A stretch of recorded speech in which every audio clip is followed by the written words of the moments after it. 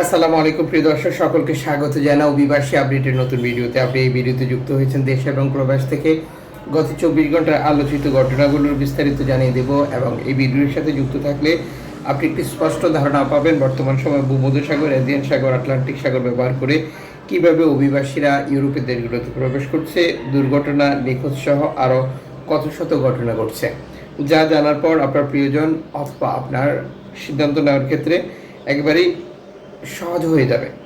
আপনি নিজে দেখছেন, একজনকে দেখাতে ভিডিওটি শেয়ার করবেন, চ্যানেলটি সাবস্ক্রাইব করবেন, ফেসবুক পেজটি ফলো করবেন আমাদের প্রতিদিনের ভিডিও প্রতিদিন দেখার জন্য। এই ভিডিওটি তৈরি করছি আজ নভেম্বর মাসের 5 তারিখ। ধারাবাহিকভাবে ভূমধ্যসাগর ব্যবহার করে ইতালি দ্বীপ ল্যাম্পেদুসা, ইতালির বিভিন্ন উপত্যকা শহরগুলোতে শরণার্থী প্রবেশ অব্যাহত রয়েছে, যা ইতালির স্থানীয় দৈনিকগুলো রেড ক্রিসেন্ট এবং ইউরোপীয় বর্ডার গার্ড ফ্রন্টেক্সের বিভিন্ন ইনফরমেশনে নিশ্চিত করা হয়েছে। তবে একই ধারাবাহিকতায় ভূমধ্যসাগর ব্যবহার করে ইতালি আসার পথে লিবিয়ান কোস্ট গার্ডও শরণার্থীদেরকে আটক অব্যাহত রেখেছে। IOM এর প্রকাশিত ইনফরমেশনটিতে দেখা যায় 26 তারিখ থেকে 1 নভেম্বর, যেটা অক্টোবর থেকে, ভূমধ্যসাগর ব্যবহার করে লিবিয়ার উপকূল অথবা আন্তর্জাতিক সমুদ্র সীমানা থেকে, যদিও তারা সেটি স্বীকার করে না, 436 জন অভিবাসীকে তারা আটক করে নিয়ে গেছে তথাকথিত চুক্তির নাম, যেটা ইতালি এবং ইউরোপীয় ইউনিয়নের সাথে তাদের রয়েছে। এই আটক এবং অভিযান চালানোর মূল উদ্দেশ্য হচ্ছে শরণার্থীদেরকে ইতালিতে আসতে বাধা দেওয়া, আর যার জন্য তারা অর্থ পাচ্ছে ইতালির কাছ থেকে।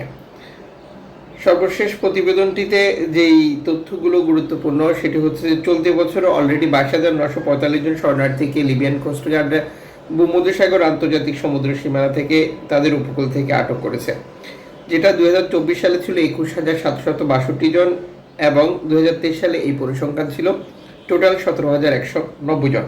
তার মানে যেমনি অভিবাসী ইতালিতে আসা বৃদ্ধি পেয়েছে, একই ধারাবাহিকতায় আটকের ঘটনাও বৃদ্ধি পেয়েছে। তবে আটকের ঘটনা বৃদ্ধি পাওয়ার সাথে আরও যে বিষয়টি গুরুত্বপূর্ণ তা হচ্ছে লিবিয়ান কোস্টগার্ড এই অভিবাসীদেরকে শুধু আটক করার মধ্য দিয়েই যদি ঘটনাটি শেষ হতো তাহলে হয়তো অনেক ভালো হতো। লিবিয়ান কোস্টগার্ড এই অভিবাসীদেরকে বিক্রি করে দিচ্ছে মাফিয়া বিভিন্ন চক্রের কাছ থেকে, আটক কেন্দ্র থেকে, আবার আটক কেন্দ্রে রেখেও নানা ধরনের নির্যাতনের বহু অভিযোগ রয়েছে। অভিবাসীদের বিক্রি করে দেওয়ার পর মাফিয়া, যেটি বাংলাদেশিদের দ্বারা পরিচালিত, তারা তাদের প্রিয়জনের কাছ থেকে বাংলাদেশে নির্যাতনের সরাসরি ভিডিও কল করে বড় অঙ্কের অর্থ হাতিয়ে নিচ্ছে।